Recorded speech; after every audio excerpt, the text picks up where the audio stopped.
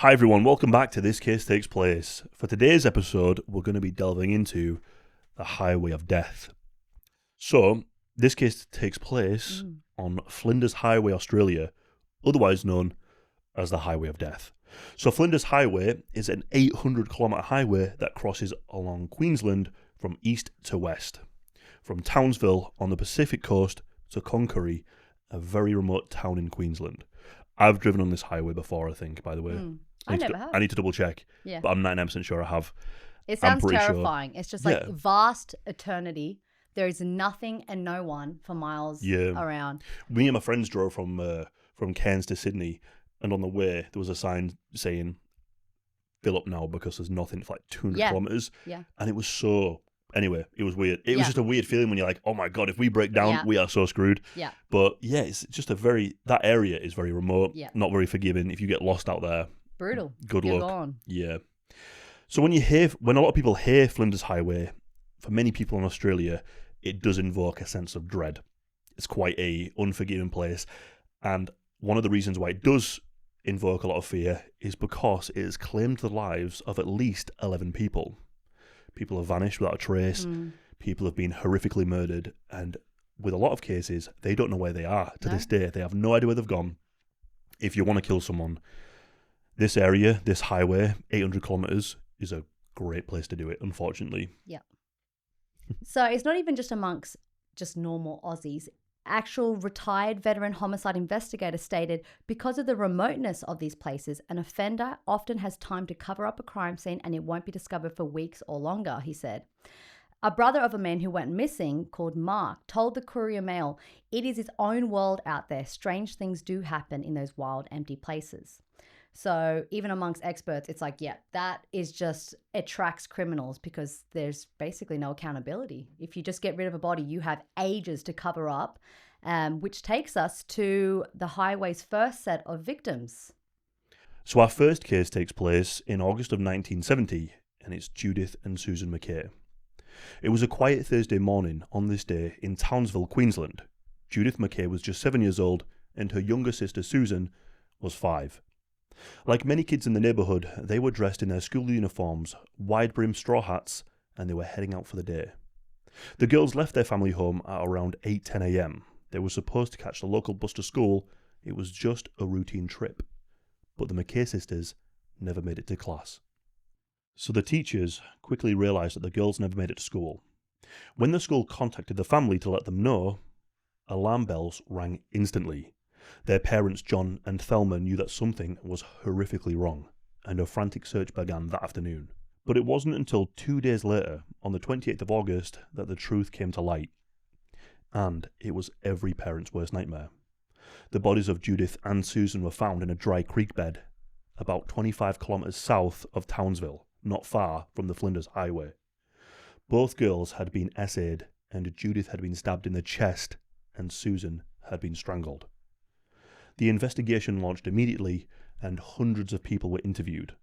It turned out that some people had seen a man driving what appeared to be a Holden car near the scene. However, 2 other witnesses both stated that they had seen a blue Vauxhall, and, this is the most important bit, that the driver's door was a different colour to the rest of the vehicle. Now this is different for 2 reasons. So Holden and Vauxhall are a similar make of car. I believe they're owned by the same company. Holden is the Australian branch of that car, and Vauxhall is the English. I didn't even know that. So if you see, Opel is Europe, mainland Europe. You got Vauxhall in the UK, and you have Holden in Australia. Very similar cars. Yeah. I think they're the same models. So if you saw a Vauxhall in Australia, that's quite rare. Yes, right. So if someone saw that, it should stand out for that. So this was an uncommon detail that people had seen a Vauxhall. So keep that in mind because it is important to this case. One gas station attendant also spoke with the police, saying that a car pulled into the service station just after 11 a.m. This station attendant reported seeing 2 young girls in the car, recalling the younger girl asking, "Are we there yet?" The older girl later said, "Are you taking us to our mummy? You promised you would take us to our mum." Not long after this, another man came forward. It was a man who had just returned from Vietnam. He said that he had seen 2 girls in school uniforms in a car at this service station. One thing that he remembered seeing is that the man in the car appeared like he was trying to avoid being seen. He didn't think too much of it. He didn't think it was that bad that he needed to alert authorities in that moment, but he remembered thinking, that's a little bit weird. What's most important in this situation is that both the service attendant and the soldier identified the car as a Vauxhall, which was rare at the time, like I said before. Furthermore, they were both in agreement that the vehicle had a driver's door that was a different colour to the rest of the vehicle. Initially, these witness statements weren't taken seriously because there were other witnesses who had seen a Holden, and like I said before, there were similar cars, so it would have been unlikely that they had seen a Vauxhall. So they were taking the route of a Holden car. They were looking for a Holden car, not a Vauxhall. So the police pretty much dismissed it at this point. What these two witnesses did see, the soldier and the attendant, they saw a man that they described having high cheekbones, a narrow skull, short dark hair, and as one put it, Mickey Mouse ears, so quite a distinct man. A composite sketch of the suspects was created and was distributed, but no arrests were made, and this case, sadly, went cold. Over the next 2 decades, a series of suspects did emerge, but they all failed to produce charges that stuck. The first major suspect was Arthur Brown. Now, Brown was an extremely rampant PDF file. He was suspected of having killed his first wife, among some other very serious, very horrific crimes that, not a very nice man. In 1998, a cousin of Brown's wife, who was now living in Perth, had been one of Brown's first molestation victims. She decided to phone Crime Stoppers after they aired a programme on the McKay murders, and she expressed her suspicion that Brown might be responsible for these murders. In fact, I think she actually said she believed it was fully him. Yeah. She was fairly certain that he was the one responsible, Yeah. and that he would be capable of such a thing. Enough to call Crime Stoppers, like you're literally dobbing someone in. Absolutely. Like, yeah. The police returned her calls, and in the ensuing months, the investigators interviewed many other family members, which resulted in 45 cases against Brown relating to child SA and circumstantial evidence linking him to the McKay murders. So the reason why the police found him to be quite suspicious in this case was it turned out that Brown had been working as a carpenter at the McKay's sister school at the time. And a lot of people came forward saying that he seemed to be totally obsessed with the case.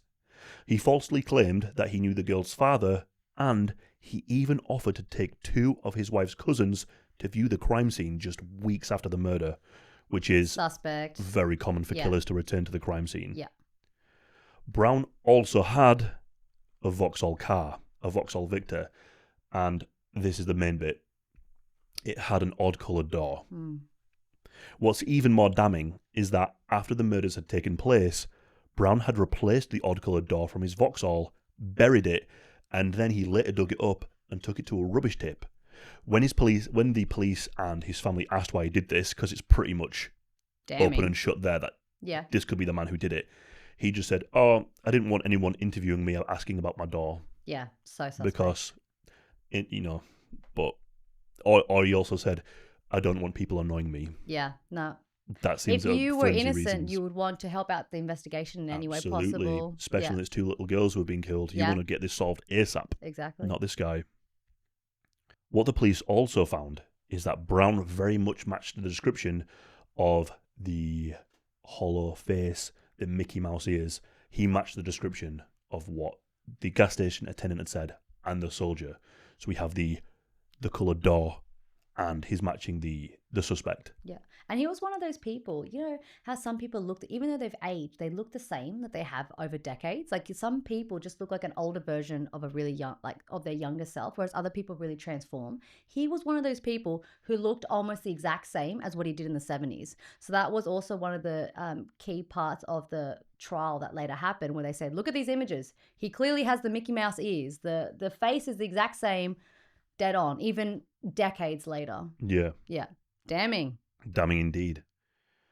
Now, despite all of these confessions, Brown wasn't actually arrested until after the cousin had called Crime Stoppers. He was charged with 6 counts of SA and for the murders of Susan and Judith, and this happened in December of 1998. The trial began the following year, but evidence regarding Brown's PDF activities had been ruled prejudicial at the trial, and therefore could not be put before the Supreme Court jury. The jury were unable to make a decision on the strong but circumstantial evidence, and a retrial was set, but sadly it didn't go ahead as he was suffering from dementia and Alzheimer's disease.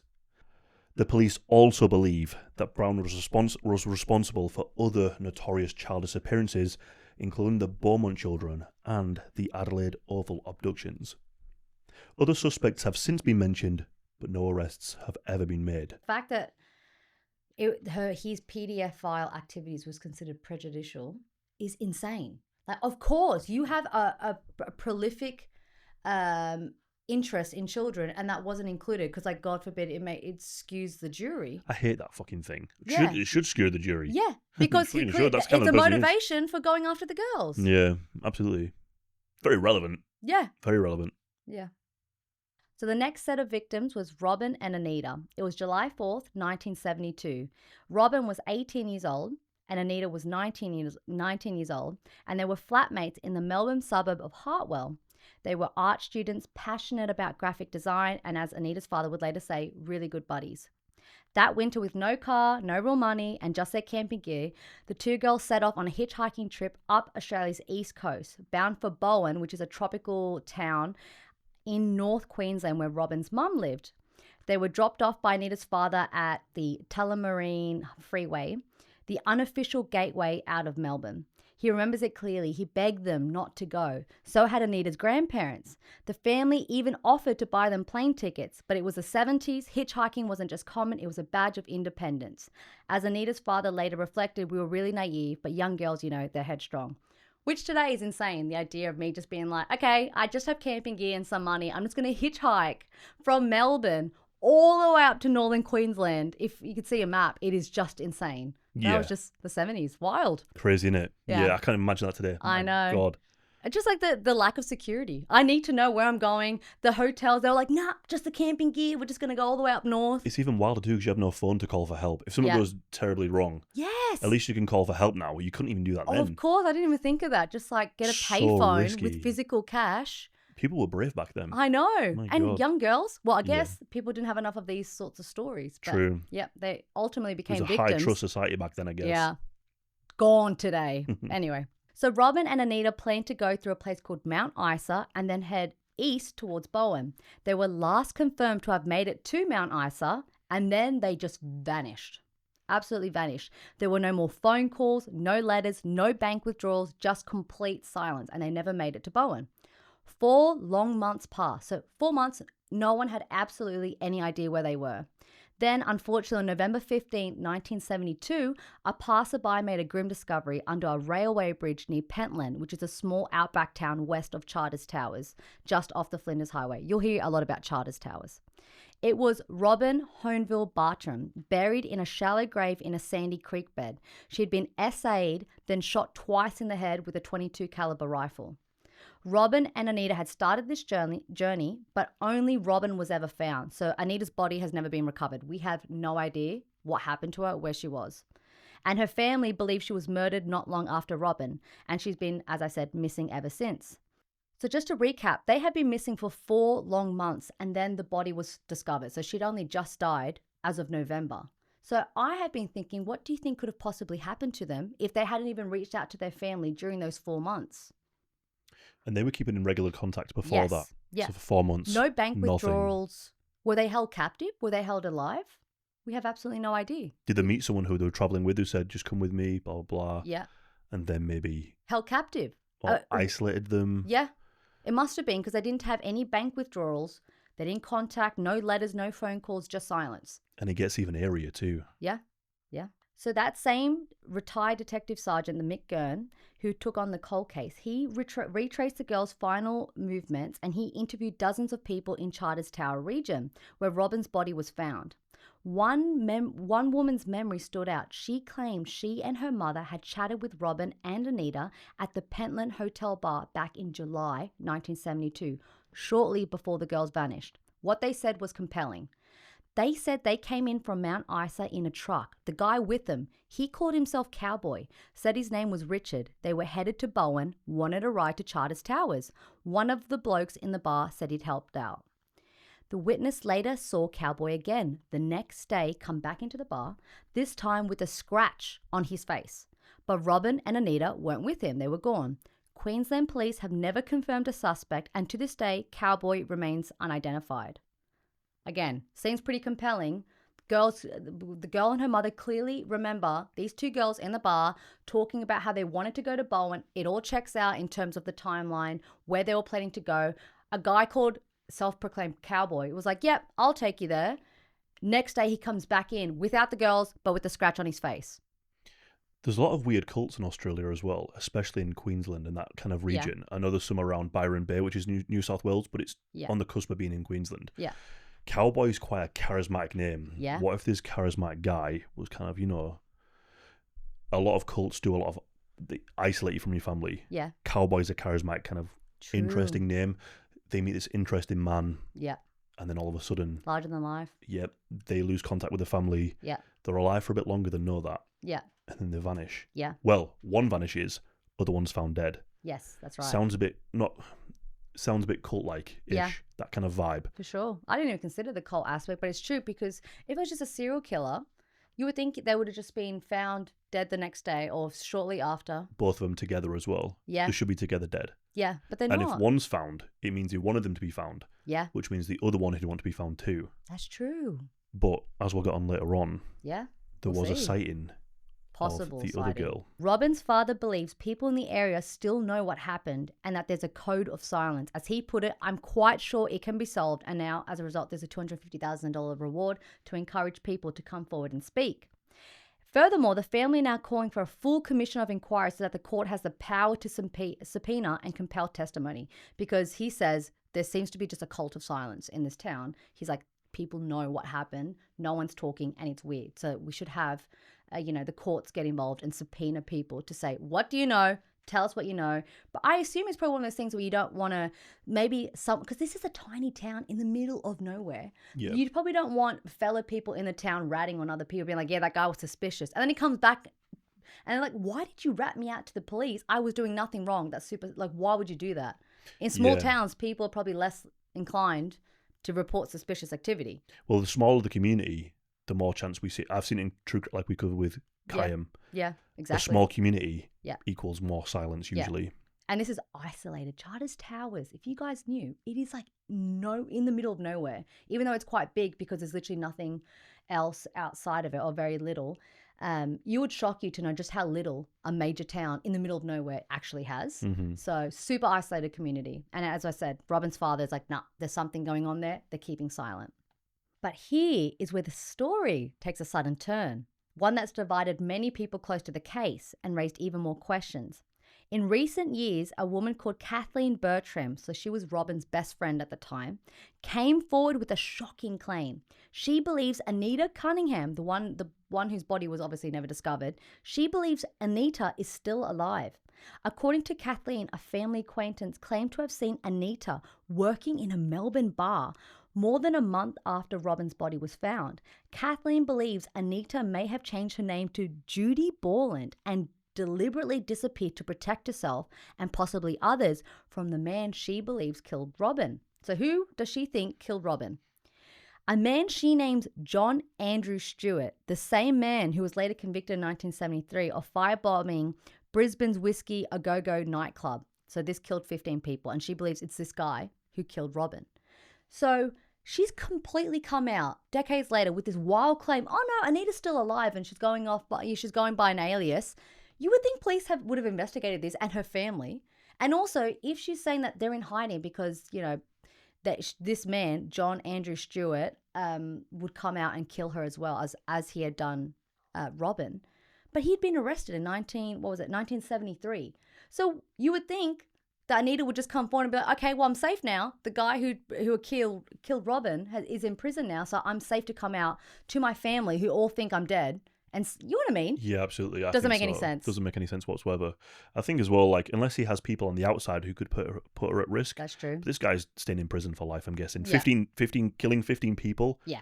In a fire at a nightclub. I'm guessing he's probably got a whole life tariff. Unless it's related to the cult thing you said. There's more people out there who, Yeah. absolutely. And like psychological trauma, what it does, you might Yeah. probably think, okay, this is a bit out there, but when you're in a cult, sometimes weird things happen. Maybe she's traumatized, embarrassed, doesn't want to come out to her family, all those things. I'm still inclined to believe that. But why would this Kathleen make this up as well? I mean, people do say crazy things for attention, True. but it's They pretty do. wild. People do that. That's pretty wild. It's pretty full on to do to the family as well. To say like, yeah, just by the way, you're like your 18, 19-year-old, sister, daughter, whatever that's been missing. Oh, by the way, she's just alive and that's a horrible thing. Like, you know what I mean? It's just wild. Will someone come out and say If people that? are capable of murder, people are capable to lie to make That's themselves true. seem more interesting. That's People do it true. all the time. Yeah, that's Because then all fair. the attention comes on them. What do you know? Tell us, all that kind of thing. That's true. The police are interviewing them. I don't know the why I'm so family. surprised. We're talking about, you're right. We're talking about murder. People are capable of way worse things than lying. I'm like, yeah, murder makes sense. But why would someone Yeah. lie about People a lie. family member? People lie all the time. Yeah. Especially Alright, attention fair. seekers. So Yeah. we could say that's possible. Yeah. But fair. is it possible that Anita escaped? Yeah. And is it possible Her body was never that found. she's still hiding? Exactly. Yeah, all possibility. Imagine if it came out and that she was actually Yeah, alive. my God. How do you That'd be anyway. some hard explaining. Yeah, Definitely. horrible. So now we arrive to the third case of the Highway of Death. So this case takes place in 1975 on the 29th of July. 18-year-old Catherine Pamela Graham had just spent the day visiting a friend in Hermit Park, Townsville. Catherine worked as a door-to-door bookseller and was known for being bright, kind, and responsible. Catherine was due to be picked up by some friends at 11 p.m. once she had finished for the night. However, she never made it to the pickup point. The last anyone heard from Catherine was when she rang her mum on a public phone box in the Rising Sun area at around 19 minutes past 8 in the afternoon. And what she said has haunted her family ever since. She told her mother that she didn't like the look of a man who was hanging around nearby. She sounded uneasy and she sounded on edge. That was the last time that anyone heard her voice. The very next day, her handbag turned up in the Ross River. That alone, of course, was a red flag. Then, 3 days later, on the 1st of August, devastating news came. Catherine's body had been found in a paddock in Oak Valley, which was just 20 kilometres south of Townsville and just off the Flinders Highway. She had been beaten to death with what the police believe to be a heavy stone. Her body had been left out in the open near a sandy patch of bushland. No one knows exactly how she got there or how long she had suffered, but there was one major lead. Now, multiple witnesses reported seeing a 1968 panel van in the area later that night at around 11:15 p.m. Inside the van were two men. The van was old, boxy, and had solid panels without any windows. It was the kind of vehicle that a tradesman or delivery driver would have, but even in 1975, it was a rare enough sight to stand out. The van was seen parked not far from where Catherine's body had been found. It's unclear if the men inside were just passing through or they were there for something far more sinister. But the police always believed that this van was the key to cracking the case. Yet despite this, no one ever came forward to claim they drove it, and no one has ever identified the two men. In 1970, vehicle registrations weren't as strictly maintained, and that if the van changed hands or was repainted, it could have easily slipped through the cracks. There was a strong possibility that it belonged to someone local, someone that people might have recognised, but no one was willing to talk about. Some investigators believe the community around Oakville Valley may have known more than they ever said. As of today, the circumstances around her death remain a total mystery, and over the years, the case has gone cold and would later claim more victims.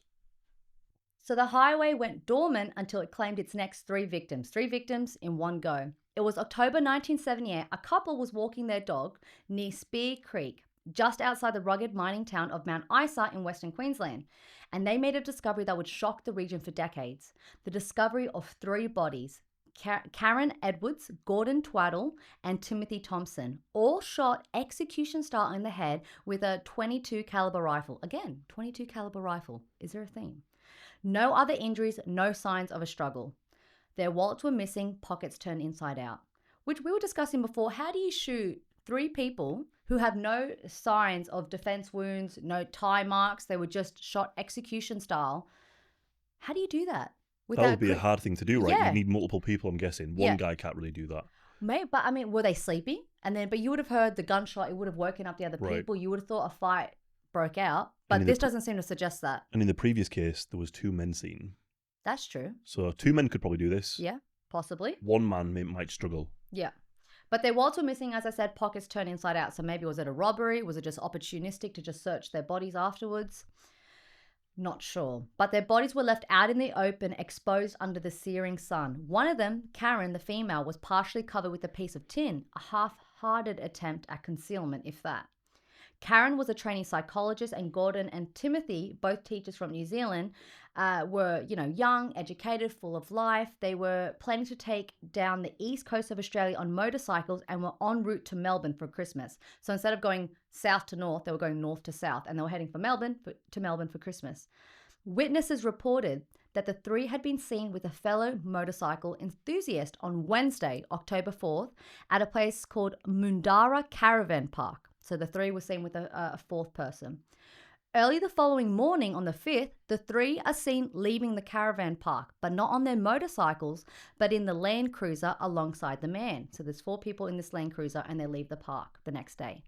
Their bikes and dog were left behind. However, later that day, the same vehicle, the Land Cruiser, returns back, but the man is now alone in the car. Witnesses recall him searching for the dog.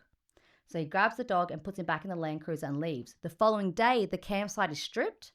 All property is gone except for the sidecar. Tristy, the Doberman, the dog, is found dumped at the Mount Isa tip. So that dog, next thing you know, is found at the tip dead. Approximately a month later after this is when the bodies are discovered. Police obviously get this tip in. They track down the man that had been camping with them. His name was called Bruce John Preston. He was 23 years old. He was an unemployed mechanic, and he was found in possession of Tim's stolen BMW motorcycle, and he has no explanation as to how he got the motorcycle.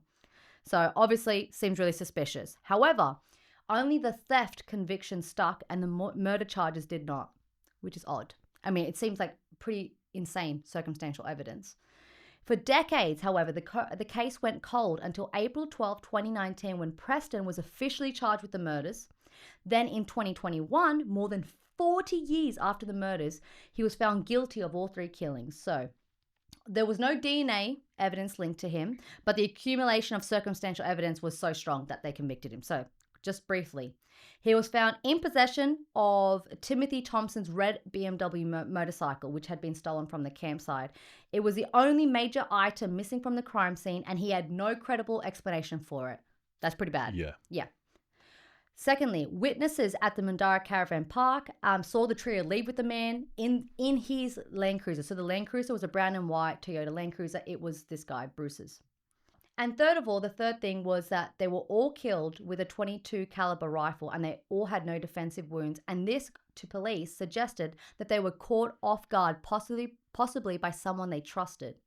Advances in forensic techniques combined with re-interviewing of witnesses helped solidify inconsistencies in his original statement. So because of the way they died, it must have been someone close to them. So all of this combined meant that ultimately he was charged with the murders and prosecuted.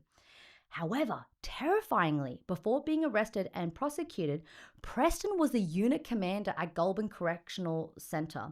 So basically Australia's highest security prison in New South Wales. And in 2002, he was even commended for bravery during his time as a prison officer, which to me always just freaks me out. You think of like leaders in your community and people really high up, especially in something like a prison. And imagine that they're secretly, just when I was 23 years old, I carried out a triple homicide. Isn't that insane? It's crazy how much people can mask. Yeah. Really blend in. And be given like a commendation for bravery. Like it's terrifying, isn't it? Yeah. Yeah. Oh, God. Horrible. See, it's so common, though, for killers to have that psychopathic ability to mask. Yeah. It's interesting. Me and my mum were talking about it the other day. Yeah. The highway would lay dormant once more until it claimed its next victim just 4 years later. It was in 1982 that 20-year-old Tony Jones from Perth had plans to travel around Australia. He'd taken time off for a 6-month working holiday around the country. He was going to be backpacking solo and hitchhiking his way across Australia. He'd already made it through Victoria, New South Wales, and into Queensland. But for the final part of this trip, he planned to team up with his brother Tim. Tony hitchhiked while Tim followed by bicycle. For 3 weeks, the brothers travelled just like that, crisscrossing roads and catching up in towns along the way. Now, by all accounts, Tony was quite reliable during his travels. He called home often, keeping in touch with his parents and his girlfriend. But on the night of the 3rd of November, 1982, this all changed. That evening, just after sunset, Tony called home from a public phone box just outside a shop on Flinders Street in Townsville. The call was short, but according to his family, everything seemed pretty normal and not too unusual. He said he'd write home soon and that he was planning to hike around 30 minutes towards Charters Towers to camp for the night. The plan was to continue hitchhiking the next morning to Mount Isa, where he was supposed to meet up with his brother Tim before the pair headed back to Perth for Christmas. Now, during that call, Tony's mother told him that she had just transferred $150 into his bank account and that the money was to be split with Tim. What surprised Tony, though, was learning that his brother Tim had already reached Mount Isa, which this meant that Tony was behind schedule and they needed to catch up. He told his family that he would be camping in Charters Towers, but the family believed that after the call ended, he likely changed his plans on the spot and began hitchhiking immediately that night to catch up to his brother. But Tony never made it. He walked roughly 2 kilometres from the phone booth towards Flinders Highway and then vanished.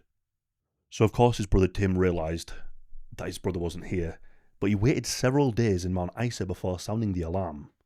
Their family reported Tony missing, but incredibly, the police delayed the investigation, citing that a missing persons report had to be filed in person and couldn't be done over the phone. How ridiculous. Which we'll get into soon. There's a reason for that, I think. Yeah. There's very much a reason for this. And this delay in the case would prove to be extremely critical.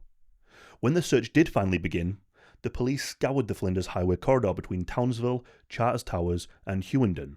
Locals were questioned and rumours trickled in.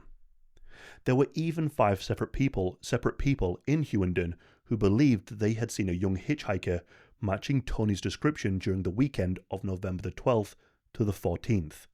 One woman was especially confident, and she said that she spoke to a man at the Grand Hotel who looked exactly like Tony, right down to his Abraham Lincoln-style beard.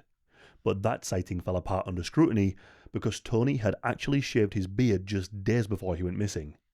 There was no activity in his bank account, there were no letters, no calls, and there was multiple contradictions. And so, the police dismissed the Hughenden reports for these reasons. However, their lead investigator, Detective Chris Lill, ultimately ruled out them as cases of mistaken identity. Tony's backpack was never found, nor any of his belongings. As more time passed, the case shifted from a simple disappearance to a suspected murder. But the initial police work has since been heavily criticised. They didn't collect a hospital report from a prior injury Tony had received just before his disappearance. At least one key witness was never interviewed, and when the Jones family conducted their own door-knocking search of the area around the Flinders Street booth, the police refused to even assist. Then came a strange twist. In January of 1983, 2 months after Tony vanished, the police received an anonymous letter which was marked from Cairns. It read, "I believe the body of A.J. Jones is buried or in or near Fullerton Riverbed within 100 yards west-south side of Flinders Highway." And then at the end they wrote the word Lochiel. Lochiel? Not too sure what it means. No. If it's anonymous, I don't know if that's a name. I've never seen that name before. Yeah. The police searched the Fullerton River area for 2 days but found absolutely nothing. The case notes state that the riverbed had been flowing with around 20 feet of water in the weeks before the search, meaning that any evidence had likely already been washed away. Despite repeated pleas from Tony's family, the police refused for years to test the letter for DNA, claiming that it wasn't preserved properly. In 1992, another long overdue detail finally emerged. A composite sketch of a man reportedly seen with Tony at the Rising Sun Hotel on the night he disappeared. That sketch led to multiple tip-offs, suggesting it bore a striking resemblance to a former Townsville police superintendent, Mervyn Henry Stevenson. At the time of Tony's disappearance, Stevenson had just retired. He was also a former stock squad officer and, as later reports revealed, he was part of a corrupt inner circle of Queensland's police force. The description from the other witnesses even matched Stephen's car and a distinctive scar. Despite this, no charges were laid. No further investigation into Stevenson was ever formally announced. Now, I remember you said, obviously you're from Australia, that Queensland police are notorious. Allegedly, yes, reportedly quite yeah. I know several dodgy. people who have had terrible run-ins, and then we have a friend who's in the New South Wales police force. He was there and he was saying, because he was actually really, really badly mistreated. And he was saying, I think I'm going to like hire an attorney to look into it, maybe just like sue them or at least, do something, put in a complaint. And the New South Wales policeman who was there, who's a friend, who was saying, don't bother. They're different up there. So, yeah. that might be a bit of a generalization, but certainly from my experience, the Queensland police have a reputation. There'll be some good ones, but there's also some bad ones. Yeah, from of what a course. lot of people have said. Everywhere, but yeah. But in particular, Queensland is known for being maybe because it's like the harsh, vast area. Who a harsh knows? place, It's hot for sure. up there. Yeah. Also, it's worth mentioning that the sketch should have gone public in 1982, but it was kept under wraps for a full decade. So that right away reeks of police corruption. For sure. Straight away. Yeah. And he was a retired superintendent. So he'd just retired and then he was allegedly seen with Tony. So suspicious. I think obviously they're trying to cover up the fact that an ex-policeman that used to be high up in the police force is basically a lead suspect. Either way, it doesn't look good. No. But in 2014, a coroner inquest formally concluded that Tony Jones had most likely been murdered shortly after making that final phone call to his parents on the 3rd of November. But there were still no arrests, no suspects, and no remains were ever recovered. And then, even more disturbing claims surfaced. Over the years, 3 women have come forward saying very chilling, similar stories. All 3 said that they were told by the same man about a murder that they believe might have been Tony's. One woman recalled the man describing how he helped kill the guy, put the body in the back of his ute, and dumped him at the slaughter yards. In 2022, Queensland police made a new announcement. They were following new evidence tied to an altercation that reportedly took place at the Grand Hotel, the same place that had been mentioned in the sightings decades later. Detective Sergeant Brendan Stevenson shared the development publicly, but hadn't informed the Jones family, who said they hadn't heard from the police in years. Their frustration was only compounded when the ABC located a potential Italian witness, someone who had long been considered a crucial part of the case, who was now living in Italy. That witness told reporters that he'd never been contacted by the Australian authorities.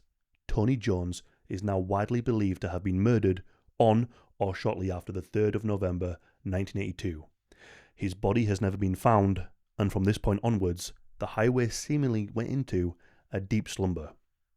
So, from this point onwards, I think the next murders happened years later. Many decades later. So, some people think that there was a serial killer who committed these series of murders along this highway, and it might have been 1 man or 2 men or something. Yeah, which makes me think. So, a bunch of murders happens in the 70s. This happened in 1982.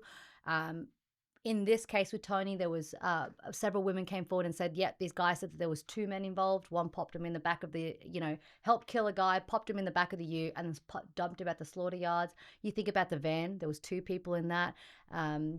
Was it multiple, was it a series, 2 people involved?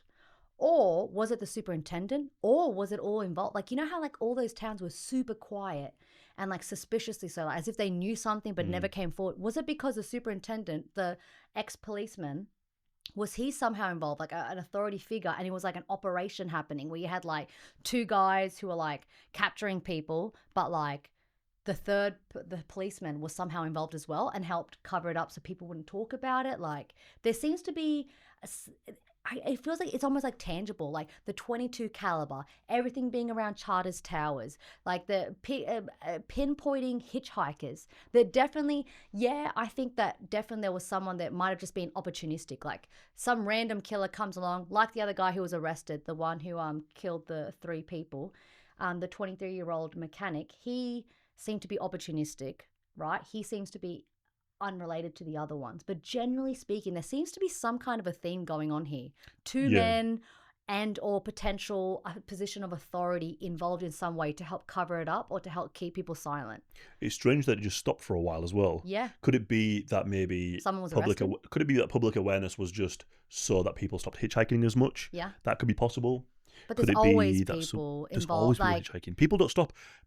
We went on Gumtree. Yeah. I said to Josh, people do it all the time. And he didn't believe that. People go on Gumtree and they do a post saying, hey, we're 2 girls, a selfie of them both saying, can anyone give us a lift?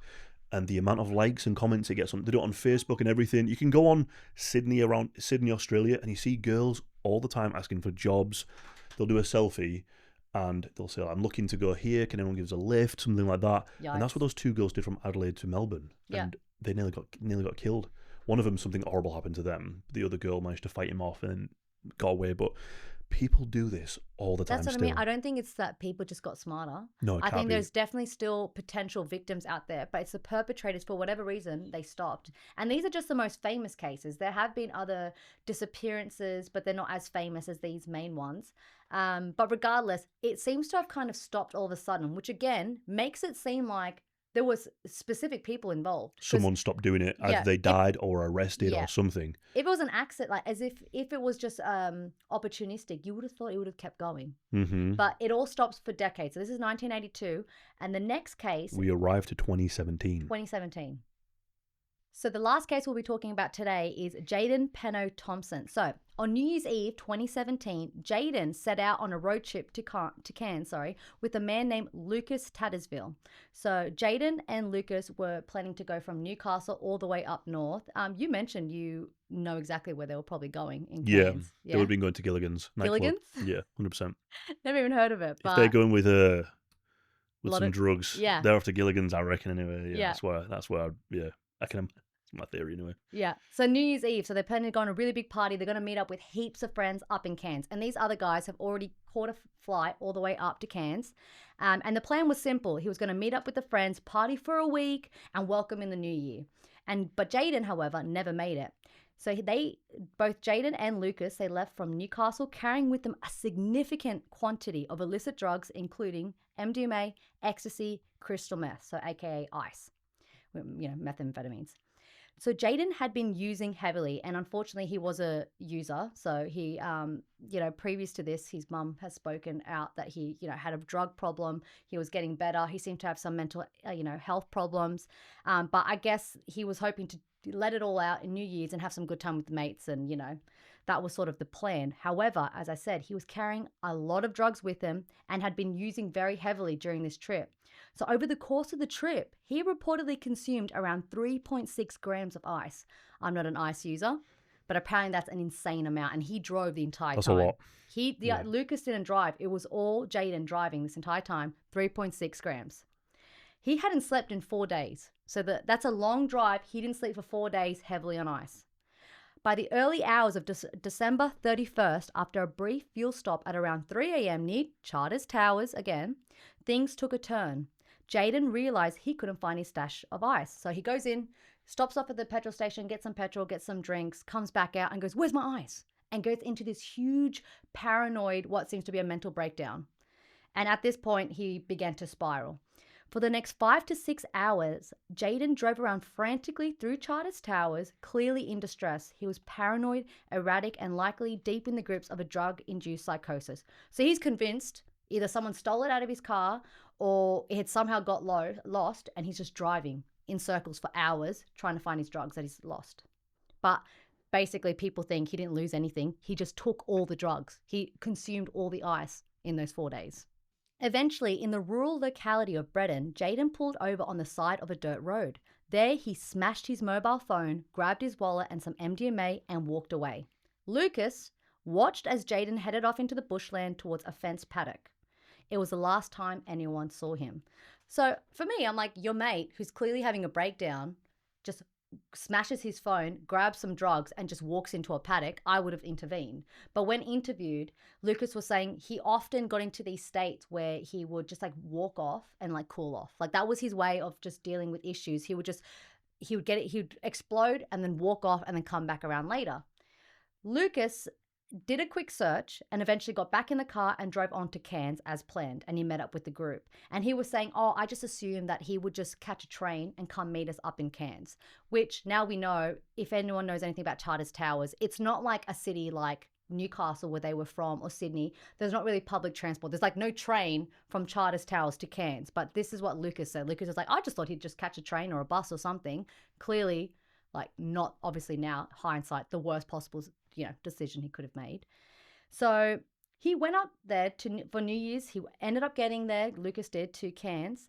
He went all the way, taking drugs, drinking, swimming at a local watering hole, and he didn't report Jayden missing until January 3rd. So 3 days after he vanished, he's then like, oh yeah, Lucas isn't here. We should call the police and let them know. Madness. Yeah, that's bad. That's bad. By then, it was likely too late. Queensland police launched an immediate search and investigation, but Jayden had disappeared without a trace. No contact with friends, no trace on any system, no word to his family. Authorities obviously believe that Jayden passed away. That's very unlikely to survive. He's never turned up, and temperatures in the area had hit 40 degrees that day. In the middle of nowhere, no shade, just brutal Australian heat. That's like, isn't that 100 Fahrenheit for American viewers? Yeah. And that's like 100 degrees or something plus. Yeah. So that's extreme heat. Extreme heat. He was also unfamiliar, and it was a remote location. He was dehydrated, exhausted, and remember, he's coming off drugs, very heavy drugs. He hasn't slept in 4 days. He's going to be sweating heavily with the drugs plus the heat. Yeah. It's a terrible combination. Yeah, and I'm not a massive drug user, but I'm sure you would be dehydrated. Yeah, you would. Are you like on top of hydration when you're like high on drugs? Probably not. So, yeah, he likely died before the official search even began. Police do not consider his death as suspicious, but they do say the delay in reporting him missing significantly hindered their ability to find him. And that's where we are at as of today. Jayden's, remains are missing. We don't know what happened to him. But that's kind of the last major case in regards to Flinders Highway. But the question still, remains answering is, who did it? Well, one theory is the most notorious serial killer, arguably the most notorious anyway, from Australia, and Ivan Miller. Yeah. It would certainly fit the criteria. He loved targeting backpackers. So it fits his modus operandi, I guess. But authorities don't believe it was him. Yeah. There was not really any major, outside of the fact that it sounds like something he could have done. Yeah. That's kind of just been a bit of a cold case. Yeah. It's probably not him. No. I don't think it was him. Police don't think it was. No. But then we have another one, Andy Albury. So in 2014, a disturbing confession came from another source. Andy Albury, a convicted killer already serving time, allegedly claimed responsibility for a series of murders along the highway between 1970 and 1980. So we're fitting the time frame. Yep, he's claiming it's me. And as we'll learn soon, this guy is wicked, wicked evil man. For sure. So Albury was arrested in 1983 for the horrific murder and mutilation of a 29-year-old Aboriginal woman named Gloria Pindon. No similar murders or disappearances have occurred in the region since he was jailed. So in terms of the timeline, he was arrested in 1983, kind of fits, So and the murders did seem to stop. So there's an article that you guys, if you wanted to read, it's called The Northern Territory's Own Hannibal Lecter. It is the most disturbing article about this guy. He is absolutely horrific. So he was only 22 at the time of this murder of this Aboriginal woman.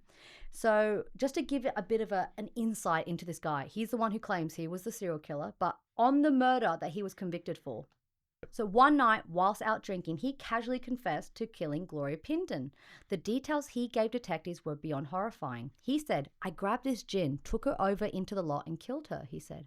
I started to kick her and hit her, and then I got one stubble beer bottle top and started to cut her. After I finished cutting her, I pulled out her eye and left her there. When asked how he did it, he replied, put my fingers in the socket, twisted down and gave it a jerk. As for why he killed her, it doesn't worry me what I kill. They're all blood and guts inside. So Gloria has suffered 28 external injuries. Her nipples were sliced off, blood splattered stretch over a meter up a nearby wall. So it was just an absolute He's an absolute monster. He told police that he enjoyed it, but in terms of how it was relevant to this case, he said he targeted people along the Flinders Highway, but many of his statements, however, have since been debunked. Even Detective Chapman believes Albury was big noting himself, trying to boost his profile but taking credits for crimes he didn't commit. Because in essence, he was saying, yeah, that crime I did, that one I did, that, but he didn't really know any details of the cases. He was just completely psychotic and was like, I did that one and that one and that one, trying to big note himself in prison. Also, he's someone who would be proud of his kills, so he'd leave them out in the open. Exactly. Also, the way, the 3 people that were killed in the earlier case, where they were shot with a 22 caliber rifle. Yeah. He doesn't sound like the kind of guy who's going to do it with a rifle. He's going to take his time and enjoy it. True. So I think it doesn't really fit his kind of style. He's way more brutal. Yeah, and far as you more said, brutal. he left the Aboriginal girl, out in the open, and then he confessed and was like, "Yeah, I just did it because they're all blood and guts and almost proud of it." And as you said, the other ones were so many of the victims are missing still to this day. Yeah. So someone like this is going to let everyone know what he's done. Exactly. He's going to make sure it's on a road where someone's going to find it ASAP so he can get his notoriety. Yeah. And he targeted Aboriginal women, the ones that he was prosecuted for. It's there's a pattern, whereas the other kills don't fit that pattern at all. So even though he's the main serial killer suspect, it's it wasn't him. It doesn't fit it at all. And Doesn't the police, fit. no. Outside of Albury, there's really no one. That was the only lead was Albury because he confessed to it. And then outside of that, maybe Ivan Milat, again, doesn't fit. And so it's just a big mystery. So what could it be? What do you think? I think, so in terms of the highway murders, I think they're all probably opportunistic killers, likely not linked. I don't think it's linked. I think it's just a good stretch of area that if someone wants to kill, they can likely get away with it. And they can do it undisturbed as well, because not many people are traveling that road frequently enough where it's in the middle of nowhere. If you go off that road that way or that way, no one's going to find you. No. You can do whatever you want out there pretty much. It's terrifying. When me and my friends did a long stretch of road in Queensland, there's just nothing. There's cattle, bananas, sugarcane. If you go off in one direction, there's just no one there. Yeah. There's no one. I think they're more obviously going through the cases, the 2 little girls at the beginning was definitely killed by the Stanley Brown. 100%. I think that's just open and closed. Closed, as well as the murder of the Karen, Gordon, and Timothy, the one who was shot with a 22 gun. He was in prison, and it was very obvious the guy stole the motorbike. But in terms of the others, so let's just go back. We have Robin and Anita, the 2 backpacking best friends, the one where one body was found dead, the other one missing. Catherine Graham, the one who was door knocking, right? And her body just went missing. And then finally, was it Tom Jones? Yeah, Tony Jones. They all have a lot of similarities to me. There seems to be possibly 2 people involved. They were all hitchhiking and they all completely disappeared. I think, as I said before, I think it was 2 men.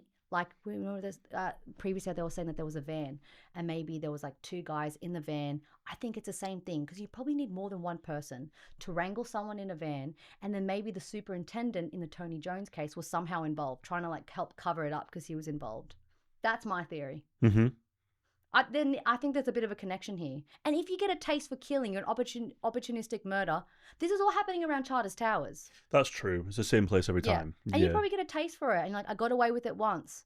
And then it all stopped. Well, I think they're connected. Yeah. Okay. The timing.